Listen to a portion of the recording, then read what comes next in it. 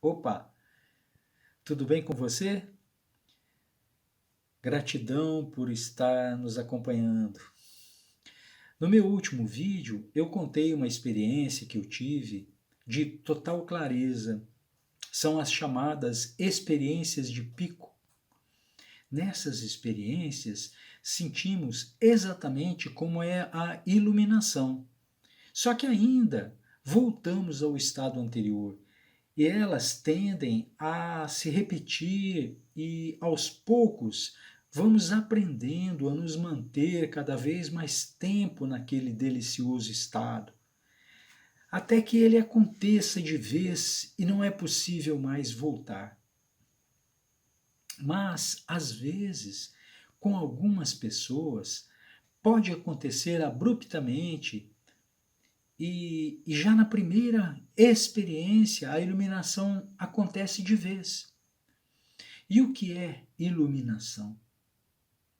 Iluminação é o fim do sofrimento e da opressiva escravidão do pensamento, o fim definitivo dos conflitos internos e externos.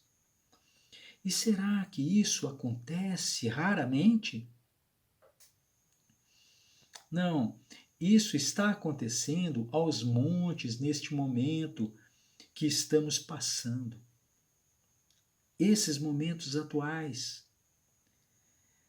Antigamente, esse estado era uma raridade, um estado raro que acontecia com poucos escolhidos, Budas. Hoje, isso é diferente, o portão está totalmente aberto. Eu quero dizer que essa é uma experiência aberta a todos. Os dois maiores obstáculos para se alcançar hoje em dia a iluminação é, em primeiro lugar, a crença de que ela seja uma conquista sobre-humana, um objetivo muito difícil de alcançar. E o segundo é que tentamos entendê-la com a mente. A mente não pode entender a iluminação, assim como ela não pode entender o ser, a consciência. E o que é o ser, ou consciência? O ser é o que você é, o que eu sou, o que todos nós somos, a eterna e sempre presente vida única, que existe além das inúmeras formas de vida sujeitas ao nascimento e à morte. Entretanto, o ser não está apenas além, mas também dentro de todas as formas, como a mais profunda, invisível e indestrutível essência interior. Isso significa que ele está ao seu alcance agora, sob a forma de um eu interior mais profundo, que é a verdadeira natureza dentro de você. Alguns o chamam de eu superior, outros de eu verdadeiro, outros de ser ou consciência. Mas não tente entendê-lo com a mente. Só é possível conhecê-lo quando a mente está serena. Se você estiver muito alerta no estado de presença que eu expliquei no vídeo passado, aqui, atento, agora, você poderá até sentir o ser, mas jamais poderá compreendê-lo mentalmente, ok? Reestabelecer a consciência do ser e entregar-se a esse estado de percepção dos sentidos é o que se chama iluminação. Eu também falei na aula passada do maior obstáculo em vivenciar essa realidade, que é a identificação com a mente. Hoje, eu quero explicar um pouco mais sobre isso e no final poderemos entender melhor quem realmente somos. Esse pensar constante, esse ruído mental incessante, compulsivo nos impede de encontrar a serenidade interior, a nossa verdadeira natureza, o ser, a consciência. Mas o que é a mente? A mente é uma ferramenta fabulosa. Ela é a manifestação da consciência na matéria. Vamos dizer que a consciência precisa dessa interface para se manifestar no corpo físico. Então, a mente é um fabuloso instrumento que coordena o pensamento, as emoções, os sentidos, a percepção, a memória, a produção de imagens, tudo isso e muito mais é da alçada da mente. Mas o problema é que neste momento evolutivo, nós nos identificamos com a mente, achamos que somos a mente. Isso provoca uma ruptura, um sentimento de solidão absoluta, uma perda da identidade, uma insatisfação com a vida. Compreende? E todo sentimento de medo, esse anseio por preencher esse vazio, vem precisamente da nossa incapacidade de sentir a conexão com nossa verdadeira essência. Quando você não consegue se conectar com a sua verdadeira essência, você passa a se sentir um fragmento isolado. E esse sentimento cria medo, claro, cria uma sensação de ilusão e uma incompletude. E por nos sentirmos incompletos, vazios, a gente começa uma busca desenfreada por migalhas de prazer, de aprovação. Mas espera aí, Tista, ainda não entendi essa identificação com a mente. Ah, tá. Então eu vou explicar um pouco melhor. A mente é um instrumento magnífico. Entretanto, quando a usamos de forma errada, ela se torna tremendamente destrutiva.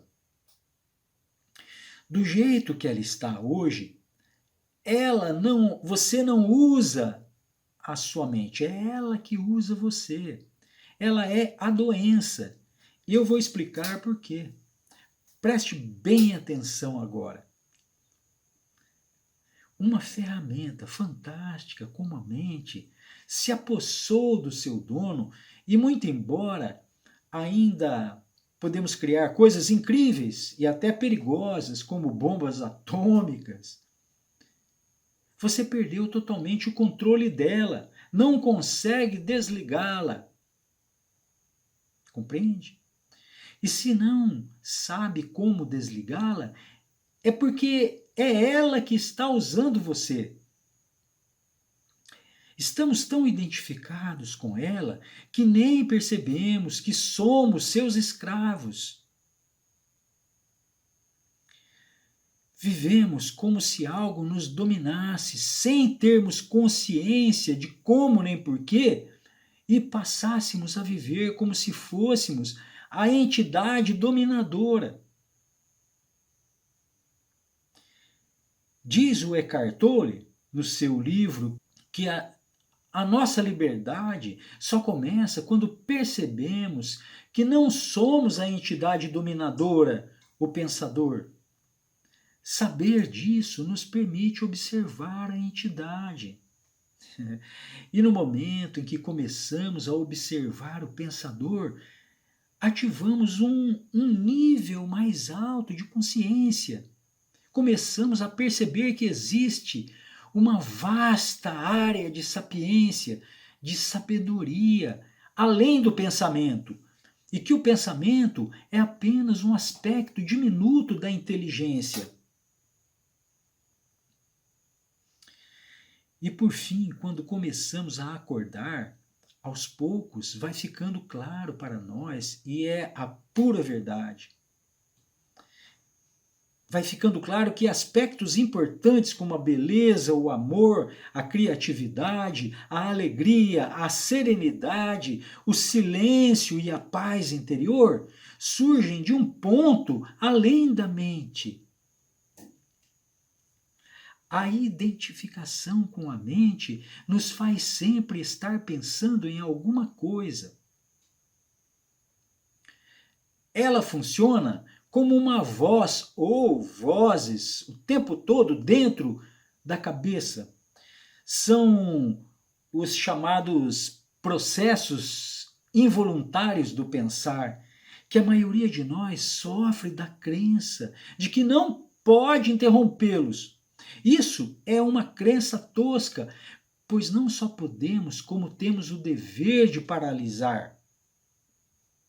Porque essa voz, ela conversa, discute, fala, explica, examina, julga, compara, desculpa, elabora, gosta, desgosta e assim por diante. Essa conversa mental desagradável nem precisa ser importante. Ela até pode ser totalmente irrelevante, às vezes é, mas ela é sempre contínua.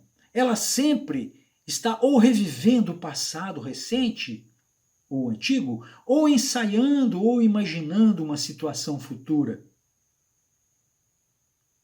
Veja aí. Nesse último caso, ela sempre imagina as coisas indo mal e com resultados desfavoráveis. E é isso que chamamos de preocupação. Como a mente é condicionada, isso é, ela tem os seus limites, não é ilimitada como a consciência, ela foi condicionada pelos valores culturais que herdamos. Como ela é resultado de todo o nosso aprendizado, nossa história, só nossa. Então, a voz na cabeça é sempre exercida com entendimento no passado, interpretada em termos do passado. Dessa forma, olhamos e julgamos as coisas com os olhos do passado e produzimos uma ideia totalmente distorcida da realidade.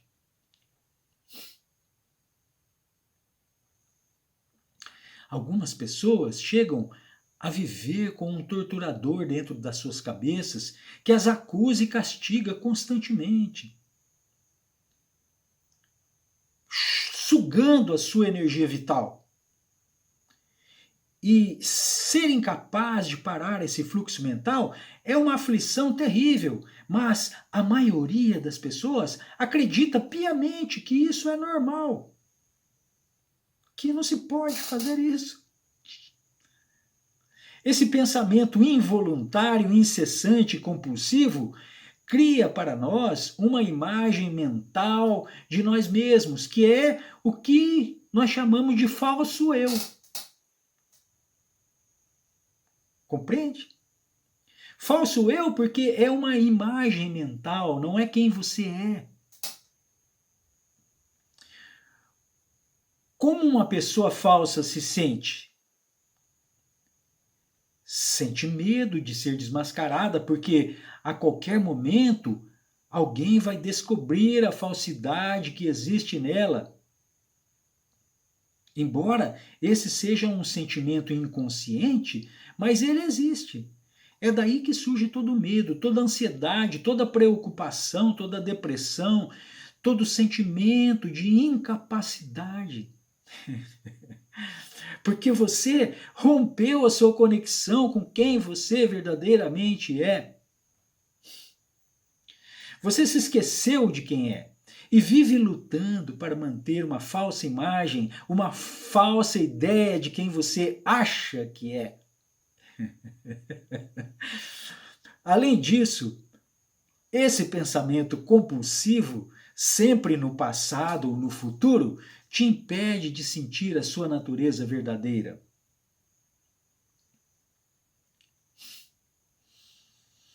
A prova disso é que na meditação verdadeira, meditação mesmo, né, você aprende a focar nos intervalos entre os pensamentos. É ali que você vai encontrar a joia verdadeira. Essa nuvem de pensamentos bloqueia a possibilidade de ver a verdade. A mais importante e estupenda verdade que temos negligenciado, a mais definitiva e esclarecedora de todas as verdades, que você é a consciência, o ser. Debaixo de todo esse barulho incessante da tagarelice interior, repousa totalmente silenciosa, totalmente lúcida, totalmente serena a consciência. Você nunca perdeu. Não tem como perdê-la, porque ela é a vida em você. Ela é a expressão da inteligência cósmica em você. Essa descoberta está sendo revelada ao nosso planeta em todos os cantos no mundo nesse momento, por todos os grandes mestres. Ela não só surge nas comunicações dos mestres, mas também na ciência. Embora isso tenha sido descoberto há vários anos atrás, desde a descoberta da mecânica quântica, agora é que está sendo revelada.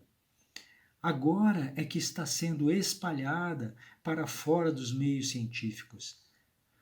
A ciência já sabe que dentro dos átomos existe consciência e que a matéria é criada pela consciência. Você já deve ter ouvido isso. A consciência é a inteligência suprema do universo. É a substância de que é feita a realidade. Tudo emana da consciência.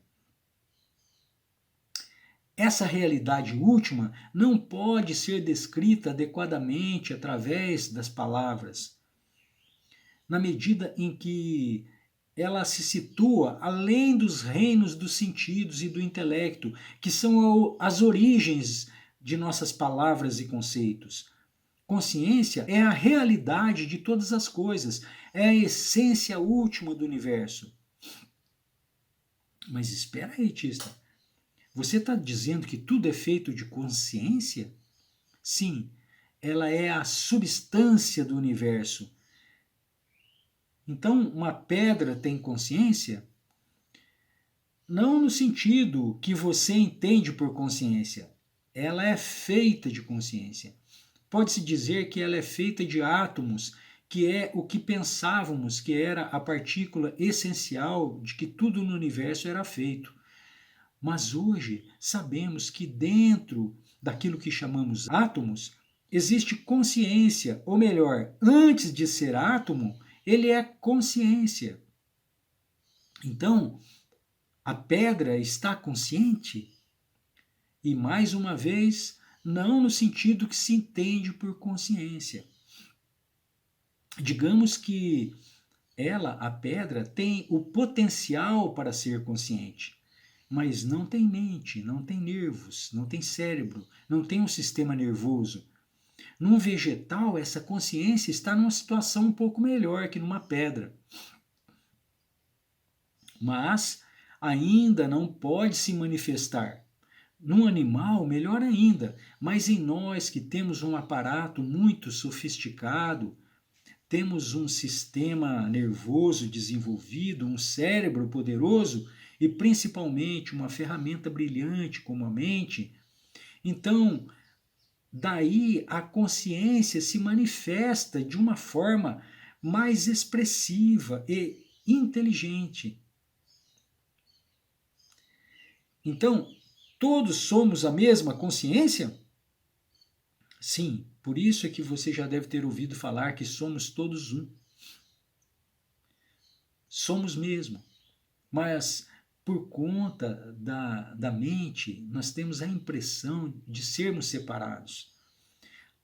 A impressão que sou autista e que você é a Maria ou o José, mas na verdade somos todos um. A consciência que habita em mim habita em ti, a mesma. O autista, na verdade, nunca existiu. Só o que existiu foi uma história que me contaram e que eu contei. e que eu defendi com unhas e dentes, por no fundo ter medo de não ser ninguém. Queria ser alguém, alguma coisa, mas não sabia que, na verdade, eu era muito mais, muito, muito mais. Por isso que Jesus disse que eu e o Pai somos um. Ele disse também que o reino dos céus estava dentro de nós. Eu posso dar muitas citações, mas não é isso agora o interesse. Eu sei que isso é muito forte, mas vamos procurar esquecer isso por uns instantes e voltar ao nosso estudo de como sair da prisão. Estamos numa prisão e a maioria nem sabe disso. Uma prisão onde o principal cadeado é o pensamento compulsivo. Mas, Tista, como eu faço então se eu penso sem parar e não paro nem um minuto? Meditação para mim é impossível. Pois é, isso é uma falsa ideia, é uma crença que te impede de ver a verdade. Quanto mais compulsivo for o seu pensar, mais importante para você é a meditação, mais efeito na saúde, nos relacionamentos, nos negócios, na vida. De um modo geral, melhor será para você diminuir o pensador compulsivo. Mas preste bem atenção que isso é o mais importante de hoje. Preste bem atenção. Você pode conseguir facilmente diminuir seu pensamento compulsivo e aos poucos dominar sua mente se seguir um passo a passo organizado. Às vezes, a pessoa ouve falar em meditação, já lê uns poucos parágrafos, senta para meditar e desiste nos próximos minutos. Claro, está cheio. Não é assim que se faz.